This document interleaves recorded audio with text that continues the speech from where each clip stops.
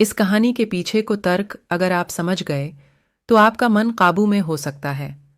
पहली बार जब इस कहानी को मैंने पढ़ा तो मुझे इसका तर्क समझ नहीं आया, लेकिन इसका भाव प्रेरणादायी है। एक बार महात्मा बुद्ध किसी नगर से गुजर रहे थे। बुद्ध की नज़र एक कपड़े के व्यापारी पर पड़ी थी, जो दुखी और हताश दिखाई दे रहा था। बुद्ध चलकर उनके पास गए और पूछा कि हे भंते, तुम इतने उदास क्यों हो?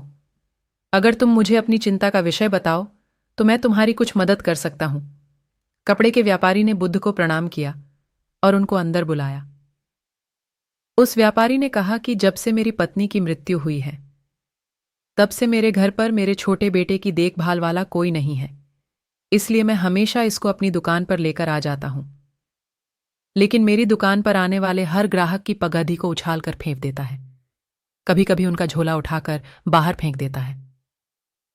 मैंने इसको बहुत समझाया, डांटा, लेकिन यह नहीं समझा। इसकी इस हरकतों की वजह से मेरे सारे ग्राहक खुद को अपमानित मानकर वापस चले जाते हैं। बुद्ध बोले, मैं तुम्हारी सहायता कर सकता हूं, पर तुम मुख्य वचन दो कि मैं जो भी करूंगा तुम उसमें दखलंदाजी नहीं करोगे, ना ही कोई प्रश्न करोगे। व्यापारी बुद्ध को वचन दे देता है। अगले दिन बुद्ध एक पगड्डी पहनकर आए और एक ग्राहक की भांति आकर बैठ गए। व्यापारी का बेटा आया और बुद्ध की पगड्डी को उछाल दिया। महात्मा बुद्ध मुस्कुराए और कहा, बहुत अच्छा, जाओ उस पगड्डी को वापस लेकर आओ।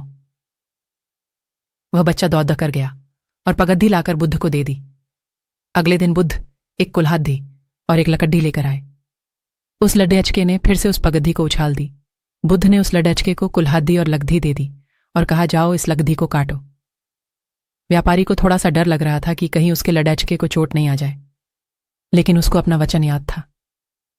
7 दिन तक महात्मा बुद्ध कोई ना कोई नया काम लेकर आते और उस लड़के से करवाते। शीघ्र ही वह लड़का भूल गया कि उसको किसी की पगड्डी उछालनी है। व्यापारी बहुत खुश हुआ और बुद्ध को धन्यवाद दिया। मुझे पता है कि इस कहानी का और मन के वश को कोई विशेष संबंध नहीं है, लेकिन पहले आप इस तर्क को समझ लीजिए। अगर हम अपने मन को अपने हिसाब से काम नहीं करवाएंगे तो मन अपने हिसाब से काम करेगा। मन वश में हो सकता है यदि मन को हम अपने अनुसार चलाएं। मन 2 तरीकों से, 1, मन अपने हिसाब से काम कर सकता है, या 2, मन को हम अपने हिसाब से काम करवा सकते हैं।